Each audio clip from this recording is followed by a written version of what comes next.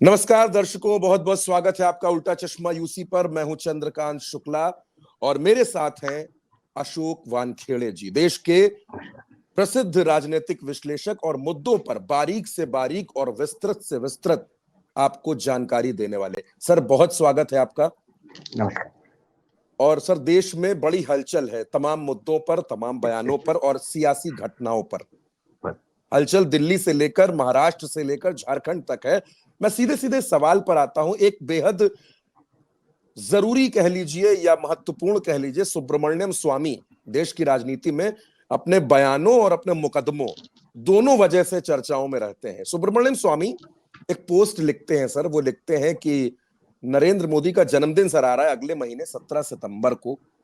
74 बरस वो कंप्लीट करके 75वें वर्ष में प्रवेश कर रहे हैं, यानी 18 सितंबर को नरेंद्र मोदी 74 साल एक दिन के हो जाएंगे। और अब सुब्रमण्यम स्वामी कह रहे हैं कि वो जो 75 साल वाला नियम है, आरएसएस के संस्कार हैं, तो प्रधानमंत्री पद की कुर्सी छोड़ने का अगर ऐलान नहीं करते हैं तो दूसरे तरीकों से कुर्सी चली जाएगी। इसे कैसे समझे सर हम लोग? उसके कई मायने हैं।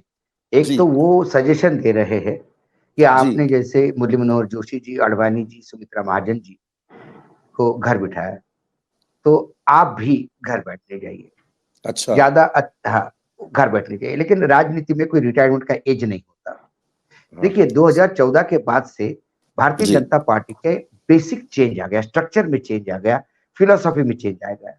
ये पहले पार्टी एक कलेक्टिव लीडरशिप की पार्टी थी, सामूहिक नेतृत्व की बात करती थी, चाल चरित्र और चेहरे की बात होती थी, और एक संगठन सर्वोपरि था। संगठन सत्ता पे कभी हावी नहीं रहा। मतलब संगठन हमेशा सत्ता पे हावी रहा, सत्ता कभी संगठन पे हावी नहीं रही। जी। लेकिन और ये तब हुआ था जब अटल जी और अडवाणी जी जैसे सीनियर लोग थे। जो मोहन भागवत जी जब संघ में आए तो अटल जी और अडवाणी जी के तुलना में वो जूनियर है, लेकिन फिर भी वो संतुलन उन्होंने बनाए रखा। नरेंद्र मोदी 2014 के आने के बाद व्यक्ति पूजा सर्वोपरि हो गई पार्टी में, और खासकर अमित शाह जब अध्यक्ष बने और नरेंद्र मोदी प्रधानमंत्री, ये एक ही राज्य के दो गुजरातियों ने फिर एक गुजरात मॉडल लागू किया। और ये गुजरात मॉडल था माय वे और हाईवे। जो मैं कहता हूं वही होगा, नहीं तो कुछ नहीं होगा, फिर आप अपना रास्ता नाप लीजिए, हमें जरूरत नहीं। और उसके चलते उन्होंने एक नए मॉडल के साथ भारतीय जनता पार्टी को चलाया। ठीक है, आपने 2014 में, क्योंकि विपक्ष का एंटी इनकम्बेंसी था, जो सत्ता पक्ष में यूपीए था एंटी इनकम्बेंसी में था। उस समय जो 2014 में चुनाव हो रहे थे, कांग्रेस जो सबसे बड़ी विपक्ष की पार्टी थी, वहां नेतृत्व का क्राइसिस था। राहुल गांधी एस्टेब्लिश नहीं हो पा रहे थे, सोनिया जी विड्रॉ कर गई थी। ऐसे में जो पुराने लोग थे जिनकी दुकानें बंद हो रही थी, उन्होंने एक वहां सामूहिक नेतृत्व की बात करना शुरू कर दी कि राहुल गांधी का अब कुछ नहीं है और अब जो कुछ भी हामी है और अब हम सबको मिलकर करना पड़ेगा वगैरह। तो वहां जो पावर स्ट्रगल था, अनार्की मची हुई थी। सारे क्षेत्रीय क्षेत्र, चाहे दिग्विजय सिंह हो या अशोक गहलोत हो, ये सब अपने आप में महाबली हो गए थे। केंद्र कमजोर हो गया था। और ऐसे में 2014 के चुनाव आए और बीजेपी ने जो 2 बार मार खाने के बाद लगातार फिर एक नया नेतृत्व सामने किया, जिसका नाम नरेंद्र मोदी था, जिसने एक नया मॉडल रखा कि विकास का मॉडल गुजरात का लेके आता हूं। मैं 5 करोड़ नौकरियां दूंगा साल में, मैं 15 लाख रुपए दूंगा आपके अकाउंट में, मैं 100 दिनों में महंगाई खत्म कर दूंगा। जो कांग्रेस ने 65 साल नहीं किया, वो मात्र 60 महीने में मैं करके दूंगा।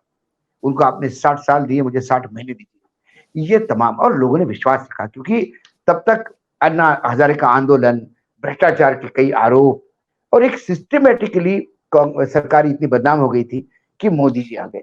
मोदी जो 2014 में आए तो 2019 आते आते लोगों को समझ में आ गया कि ये बहुत बेहतरीन पैकेज है, अंदर माल नहीं है।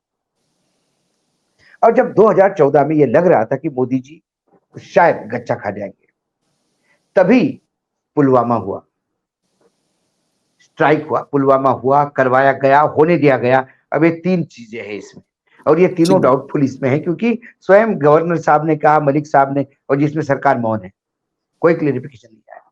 उसके बाद सर्जिकल स्ट्राइक हुआ। देश पे जब हमला होता है, देश खतरे में होता है, तो फिर पूरा देश एक हो जाता है। और ये कई जगह हमने देखा। इंग्लैंड में मार्गरेट थैचर का जब बिल्कुल रेटिंग लो हो गया था, तो खूब दूर दूर एक छोटा सा आइलैंड था फॉकलैंड, उसके चक्कर में एक इंग्लैंड युद्ध में चला गया और फिर पूरा इंग्लैंड मार्गरेट थैचर के पीछे खड़ा हो गया। ये आप विश्व के कई इतिहास में देखेंगे। तो जब देश की हितों की बात आती है, जब देश की सुरक्षा की बात आती है, तो फिर ये नहीं देखते लोग प्रधानमंत्री कौन है, लोग ये देखते कि देश सुरक्षित होना चाहिए और फिर जो भी नेतृत्व है उसके पीछे खड़े हो जाते हैं। और इसी के चलते प्रधानमंत्री ने 300 पार का आंकड़ा कर दिया।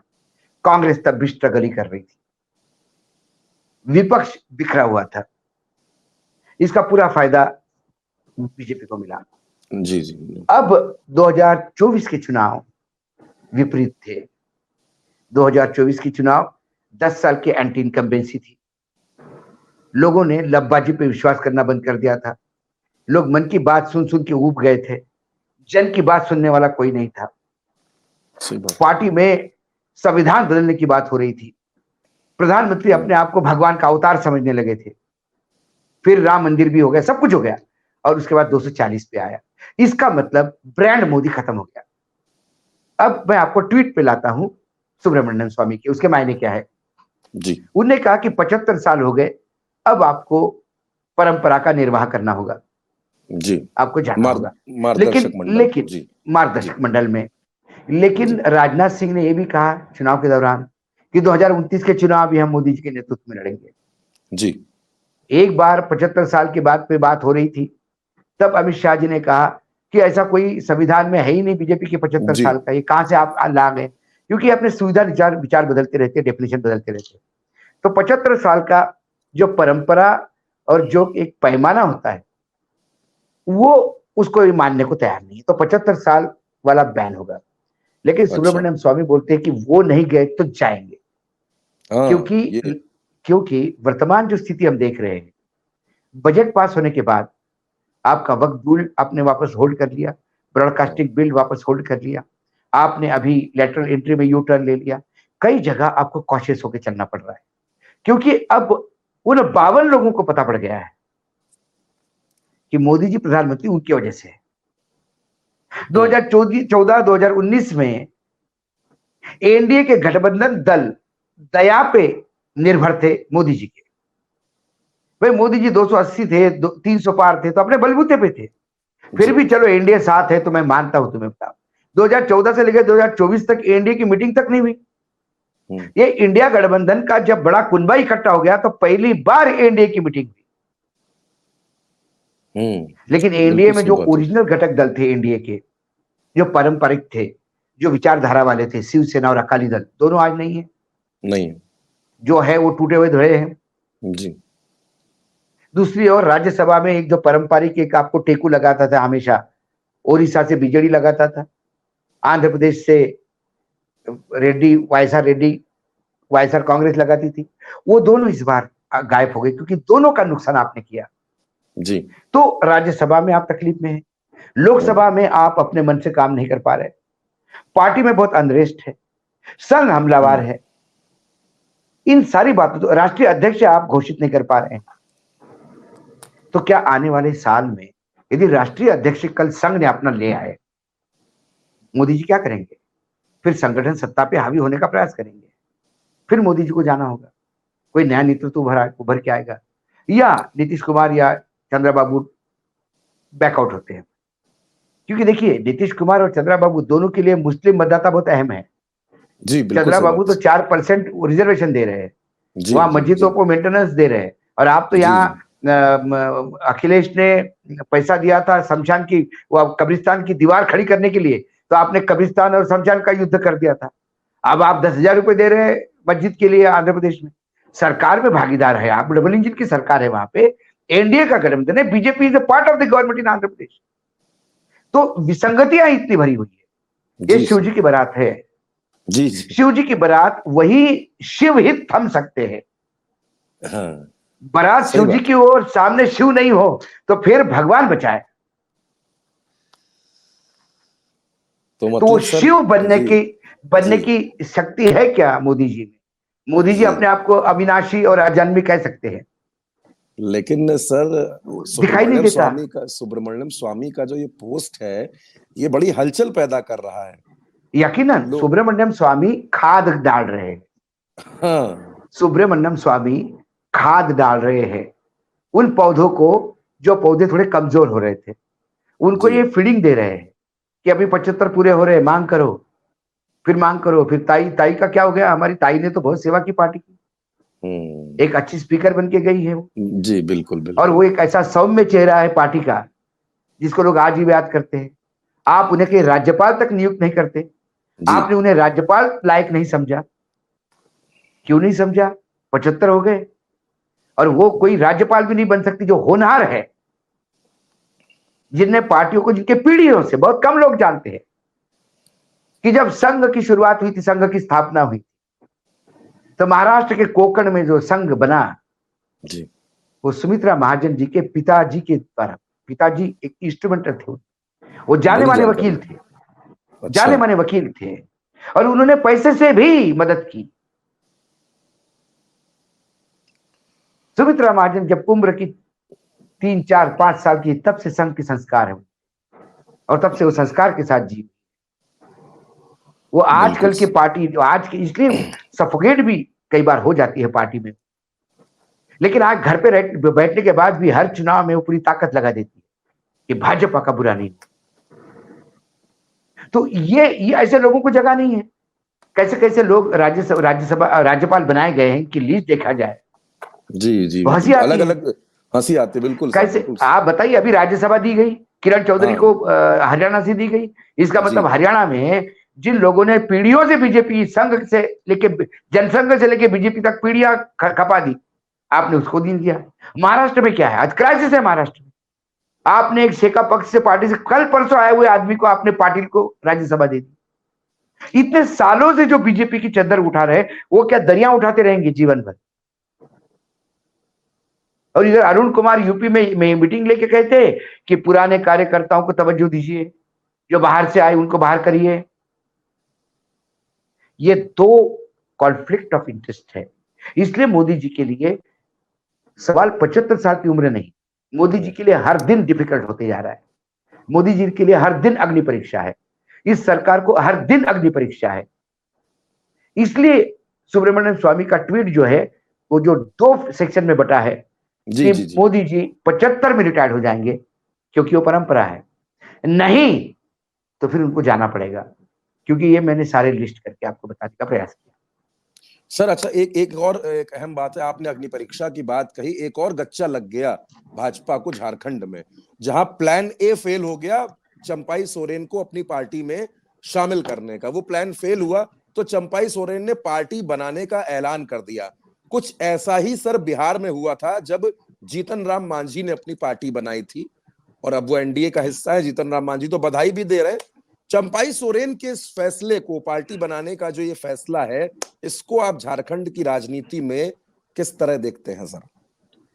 देखिए, झारखंड एक ऐसा राज्य है जिसको मैं सैल्यूट करता हूं एक चीज के लिए, कि 2014 से लेकर 2024 तक ऑपरेशन कमल करके करीब करीब 12 या 13 जगह सत्ता बदली गई जी। स्थापित सरकारें ईडी, सीबीआई, इनकम टैक्स खरीद फोक करके एनडीए ने अपनी घुसपैठ की उधार के सिंधु पे सरकार बनाई जी। सचिन पायलट को के सामने करके राजस्थान में एक प्रयास हुआ जो नहीं चल पाया। वहां क्रेडिट मैं अशोक गहलोत को भी देता हूं जी, क्रेडिट मैं अविनाश पांडे को भी देता हूं, और उससे बड़ा क्रेडिट मैं महारानी को देता हूं, वसुंधरा जी को। वसुंधरा जी के धड़े ने अशोक गहलोत की सरकार बचाई, कहूं तो मैं अतिशयोक्ति नहीं होगी।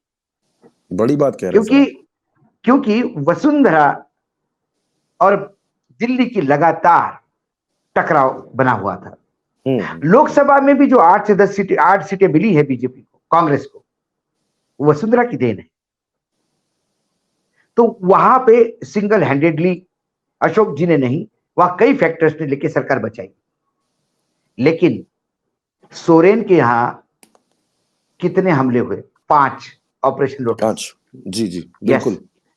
24 जुलाई को हुआ पहली बार।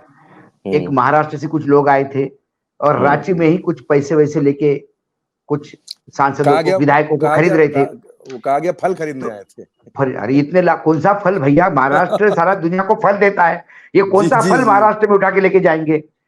अच्छा मैं एक मानता हूं, झारखंड का कटहल जो है जी वो उच्च क्वालिटी का है, लंदन में जाता है। अच्छा। लंदन मार्केट तक जाता है। झारखंड के कटहल को लोग मानते हैं। अच्छा। लेकिन महाराष्ट्र ये खुद कटहल का प्रदेश है। महाराष्ट्र में जो कटहल, फणस बोलते हैं उसको, अच्छा। पूरा कोकण बेल्ट जो है समुद्र का, वो उच्च क्वालिटी का कटहल देता है, तो ये कौन सा खरीदने आए होंगे। तो ये पकड़ा गए, तो वो फेल हो गया जी। दूसरा 30 जुलाई को, फिर एक साल बाद एग्जैक्टली 2021 को जुलाई में हो गया, 22 जुलाई, मेरे 22 जुलाई 22 में 30 जुलाई को जी बंगाल के रास्ते असम जा रहे थे लोग, दीदी को फोन करते बंगाल में रोक लिए, वो ऑपरेशन फेल हो गया। तीसरा ऑपरेशन चुनाव आयोग ने निरस्त कर दिया चुनाव, क्योंकि वो कोई खनन पट्टे का मामला था, उससे वो बच गए। उसके बाद 31 जनवरी को ईडी उठा के ले गई हेमंत सोरेन जी उस जमीन के मामले को लेके, जिसमें कोर्ट ने बेल देते समय कहा कि सोरेन का कुछ जमीन से कोई लेना देना नहीं, कोई रिकॉर्ड आप नहीं बता पाए। ठीक है जी, बिल्कुल। ये 5 हमले उन्होंने बचा, 4 हमले थे जो मैंने बताया। जी। 5वां हमला चंपाई सोरेन को बीजेपी में लाने का था, पार्टी तोड़ने का। अब हुआ ये कि चंपाई सोरेन फलटन को लेके निकले, बोरे में छेद था, लोग गिरते गए। जब तक वो दिल्ली पहुंचे तो अकेले थे, अकेले रह गए। बिल्कुल सर। हाँ, तो दिल्ली वालों ने बोला अकेले के लिए दरवाजा नहीं खुलेगा, दरवाजा बंद है, दरवाजा बंद है। तो ये 5वां हो गया जी। अब छठे की बात जो आप कह रहे हैं, जिस रेफरेंस से आप कह रहे हैं, वो छठी बार ऑपरेशन कमल है। 5 बार सरकार गिराने के लिए हुआ, नहीं हुआ, अब 6वीं बार, क्योंकि चुनाव मुहाने पे है। तो शायद झारखंड का चुनाव जम्मू कश्मीर और हरियाणा के साथ इसलिए भी नहीं हो रहा है क्योंकि ये 6वां ऑपरेशन कमल करना जरूरी था। वो ये है, चंपाई सोरेन यदि पार्टी में आ जाते हैं बीजेपी, तो ऐसा बहुत जेएमएम का वोटर है जो चंपाई सोरेन के साथ तो है लेकिन बीजेपी के विरोध में जी। तो चंपाई सोरेन बीजेपी में आ जाते हैं तो चंपाई सोरेन का वो वोटर हेमंत सोरेन के साथ चला जाएगा, क्योंकि वो बीजेपी में नहीं आना चाहता। पॉइंट नंबर 1, बीजेपी के अंदर मरांडी जैसे नेता है जो एक और आदिवासी नेता नहीं चाहते। उनको लगता हमारा बंटवारा, दुकान में बंटवारे में एक और आ गया, तो वहां नाराजगी थी चंपाई सोरेन को लेके। तो इन्होंने एक नया सिस्टम इजाद किया कि चंपाई सोरेन एक पार्टी बनाए, राजनीतिक दल बनाए। जी। दल के लिए चाहिए क्या? पैसा चाहिए होता राजनीतिक दल चलाने के लिए, वो बिल्कुल सर, दिल्ली से आ जाएगा। अब चंपाई सोरेन क्या करेगा? चंपाई सोरेन जेएमएम के वोट काटेगा, क्योंकि वो टेक्निकली बीजेपी के साथ नहीं है और जेएमएम के अपोज है। तो हो सकता है चंपाई सोरेन अपनी सीट या अपने बेटी की सीट निकाल ले, बाकी जगह डिपॉजिट जब्त हो जाए, लेकिन हेमंत सोरेन को रोकने की ताकत है उसमें। जो बीजेपी के लिए वो वही काम करेगा जो मायावती जी ने यूपी में किया, वो वही काम करेगा जो 2019 के लोकसभा चुनाव में प्रकाश आंबेडकर ने बीजेपी के लिए किया।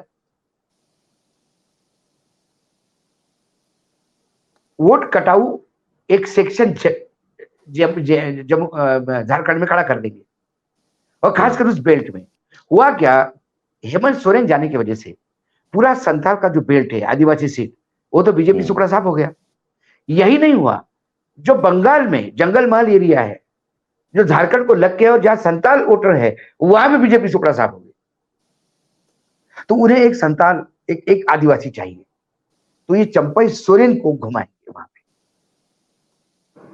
ये इसके तहत ये ऑपरेशन कमल 6वीं बार झारखंड में मैं कह सकता हूं इस नए तरीके से मतलब अभी तक सरकार को जो आपने बताया कि गिराने के लिए होता था, वो फेल हो गए। तो अब क्योंकि अब सरकार बस चुनाव का टाइम ही आ गया, बिल्कुल सर, बिल्कुल सर। भाई आप रोज हमला करो, रोज हमला करो, रोज हमला करो, नहीं हो रहा है। अब वो दरवाजा खोल ही रहे तो फिर आर पार ही लड़ाई कर लो। बिल्कुल, ये बिल्कुल। तो आपने सर बहुत बहुत धन्यवाद आपका। बेहद कम समय में आपने झारखंड और सुब्रमण्यम स्वामी का जो दिलचस्प पोस्ट था, मुझे लगता है कि उस पर हम और आप आगे भी बात जरूर करेंगे, क्योंकि उसमें बिल्कुल घटनाक्रम यकीन अभी है। आगे बढ़ेगा।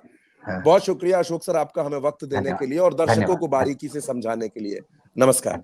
नमस्कार।